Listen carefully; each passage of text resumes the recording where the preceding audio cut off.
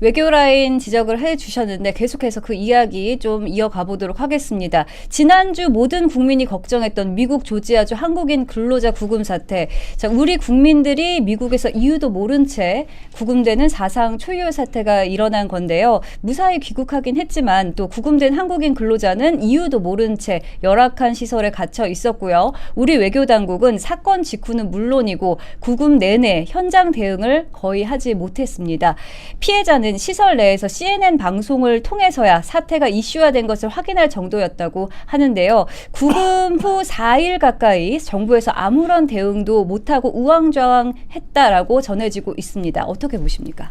이건 정말 문제가 많은 사건이죠. 그러니까 뭐 미국 측을 비난할 소지도 있다라고 저는 생각을 합니다. 물론 원칙적으로 대응한 것은 맞지만 동맹국이라고 하기에는 좀 지나치게 가혹한 처사가 있었던 것도 맞거든요. 우리 근로자들이 민간에서 운영하는 거의 구치소가 아니라 교도소에 준하는 그런 시설에서 샤워장도 완전 오픈이 되어 있었다라고 하고, 그러니까 생수 같은 것들도 제대로 공급이 되지 않았다라고 하고, 심지어 임산부까지 있었는데 의료시설도 없었다라고 해요. 그러니까 전파도 안 통하고 휴대폰도 압수당한 상태에서 주말 접견까지 없었다라고 하는 겁니다. 이런 상황이 여드레나 이어졌거든요. 근데 미국은 적어도 명분은 있습니다. 어쨌거나 불법 체류를 하고 있었고 비자 문제가 있었다라고 하는 거니까 핵심은 우리 정부의 대응이거든요. 그러니까 미국의 행동은 행동인 것이고 이게 자연재해가 아니지 않습니까? 우리가 충분히 미국과 교섭하고 어떻게 합의를 하냐에 따라서 충분히 빠르게 대응이 가능한 상황이었습니다. 그런데 조현 외교부 장관이 주말에 직접 가기는 했습니다만 그 브리핑 뭐라 그랬습니까?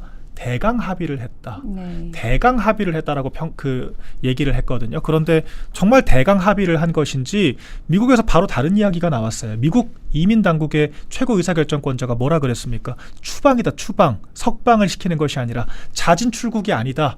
추방이라고 분명하게 얘기를 했어요. 그러니까 결과적으로 전혀 협상이 되지 않았다라고 하는 거고. 그리고 이제 그때도 이재명 대통령은 영화를 보고 있었다라고 하죠. 김혜경 여사와. 그리고 우리 국무총리 김민석 국무총리도 메시지만 냈지 아무런 적극적인 액션을 취한 게 없습니다. 결과적으로 강훈식 비서실장과 외교부 장관 두 사람만 동분서주했거든요. 그런데 우리 근로자들 300여 명 이렇게 구금이 된 상태에서 대통령과 국무총리가 쏙 빠지고 외교부 장관과 대통령 비서실장 두 사람만 뛴다라고 하는 것 자체가 굉장히 비상식적이지 않습니까?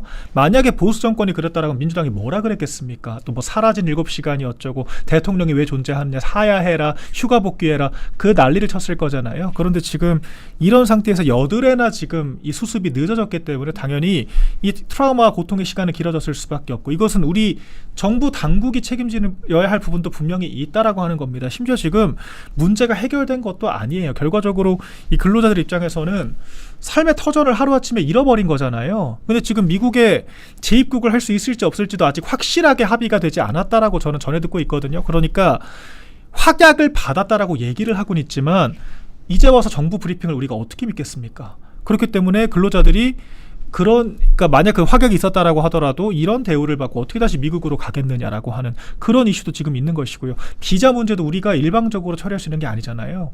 미국이 비자 문제에 대한 주도권을 가지고 있기 때문에 미국과 교섭을 해야 되는 겁니다. 그런데 지금 사태 수습도 굉장히 늦었고 앞으로도 어떻게 수습을 하겠다라고 하는 건지 전혀 지금 로드맵이 없는 상태고 그냥 무대책으로 미국에 대한 악마화 그리고 우리 국민들을 어쨌거나 구해냈다라고 하는 그런 감성팔이?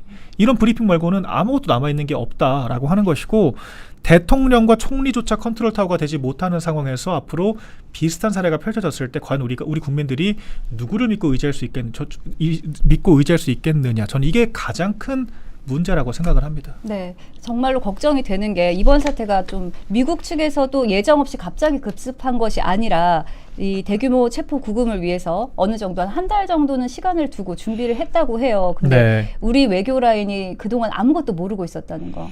그러니까요. 정말 큰 공백 아닙니까? 그러니까 비자 관련해서 미국 상무부 장관이 계속해서 우리나라에 요청을 했다는 거 아니겠습니까? 비자 문제 해결을 좀 해야 된다라고. 그러니까 이게 거의 10여 년 가까이 된 문제라고 얘기를 하더라고요. 그런데 제대로 해결이 되지 않았다라고 하는 건 둘째치고 왜 하필이면은 이재명 정권이 출범하자마자 이런 일이 벌어졌는가? 전 여기에 본질적인 좀 의문이 있습니다. 왜냐하면은 우리가 비자 문제라고 하는 것이 특히 동맹국 관계에서는 일부 문제가 있더라도 이렇게까지 가혹하게 원칙론을 적용하지는 않거든요. 그러니까 일부 서로 양해하는 부분들이 있다라고 하는 것이고 100번 1000번 양보해서 이런 조처를 한다라고 하더라도 먼저 한국의 입장을 명확하게 물어보고 나서 아니 강훈식 비서실장이 한 라인까지 만들었다라고 했지 않습니까?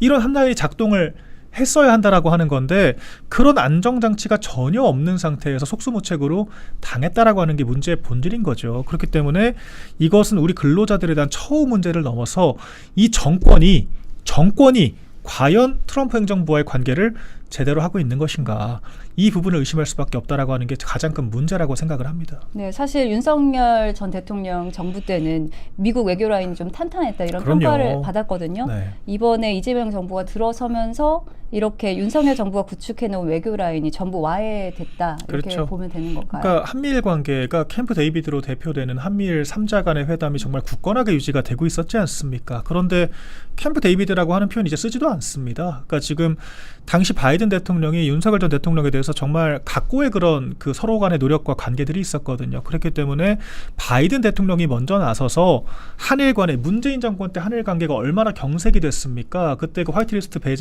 배제되고 지소미아 협정도 연장시키지 못하고 그러니까 서로 간의 셔틀 외교도 완전히 중단되고 이런 최악의 상황이었는데 윤 전 대통령이 미국과의 관계를 원만하게 이끌어감에 따라서 미국이 지렛대 역할을 해서 한미일 관계가 단기간에 극복이 됐던 거거든요. 그런데 그렇게 해서 겨우 회복을 시켜놓으니까 지금 이재명 정권 출범하자마자 바로 말아먹었지 않습니까? 그러니까 이런 부분들에 대해서 참담하다, 참혹하다라고 하는 얘기를 할 수밖에 없고 결과적으로 민주당 정권이 출범할 때마다 한미일 관계가 망가지는 거라고 한다면 이것은 철저하게 정권의 문제라고밖에 볼 수가 없습니다.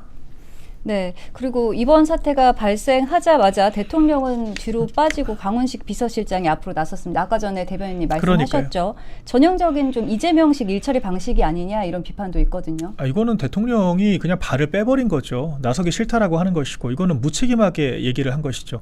비서실장이 중요한 자리이긴 하지만 사실 대통령이 외치를 담당하는 컨트롤 타워가 되는 것이 당연한 거거든요. 그러니까 통상 우리가 권력 구조를 생각을 했을 때도 총리가 내치를 중심적으로 담당을 하고 총리와 대통령실 비서실장이 상호간에 컨트롤 타워 역할을 하는 것이 통상적이고 대통령이 외치를 하는 겁니다. 그런데 지금 이 외치에서 발생한 문제에 대해서 대통령은 쏙 빠지고 비서실장만 지금 고군분투를 했다라고 하는 거죠.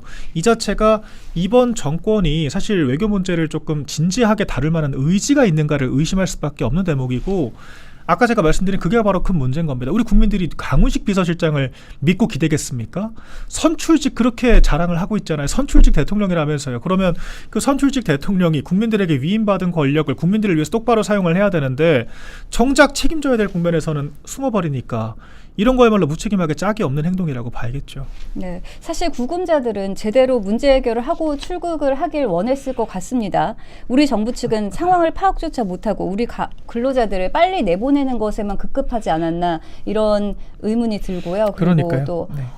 합의를 좀 이뤄낸 그런 게 있는지 그러니까 궁금합니다. 네. 확약을 받았다라고는 하는데 일단 이게 저는 자진 출국이 맞는지도 모르겠어요. 왜냐하면은 그 당시 구금됐던 근로자들이 여러 증언들이 나오고 있는데 그중에 이런 것도 있지 않습니까? 그 미국 측에서 그랬다는 거예요. 자진 출국을 하겠다라고 빨리 결정을 해라. 서명을 해라. 그러니까 빨리 나가라.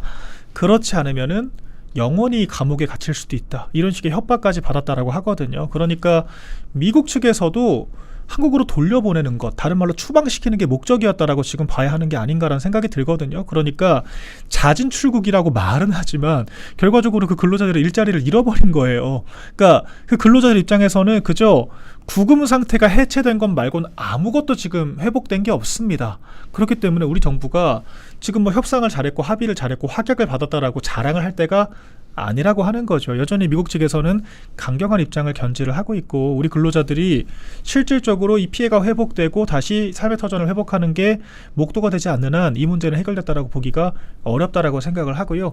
이 문제가 해결되지 않는다라고 하면은 과연 미국에 직접 투자를 하겠다라고 얘기한 우리 기업들이 우리 국가, 우리 정부를 신뢰하고 이 미국에 투자를 할 수 있겠는가, 이 부분까지 좀 문제가 비화될 수가 있다라고 생각을 합니다. 사실 이재명 정부가 국내 지지율이 떨어지지 않을 것이라는 계산으로 이렇게 빨리 일처리를 한 것 아니냐 이런 비판도 나오고 있어요. 그러니까요. 그러니까 지금 이재명 정부의 모든 일련의 이 브리핑과 메시지라고 하는 것들이 그저 국내 인기 유지를 위해서만 존재를 하고 있는 거죠. 그러니까 일단 당장 다음 주 한국갤럽 잘 나와야 되니까 브리핑상으로는 문제가 없다, 화기애애했다, 합의문조차 필요 없었다 이런 얘기하는 거고 막상 또 문제가 발생하면은 마치 대단한 해결사라도 나온 것처럼 우리가 달려가서 해결을 했다 그러지 않습니까? 그 조지아주 구금 사태 직후에 있었던 그 교섭단체 대표연설에서 정청래 대표가 이재명 대통령 덕분에 빠르게 해결이 됐다라고 당당하게 얘기를 했어요. 근데 아무것도 해결된 게 없었지 않습니까? 그러니까 이런 식으로 아무튼 해결됐다라고 우기기만 하는 것이 이 정권의 지금 정체성인 것이고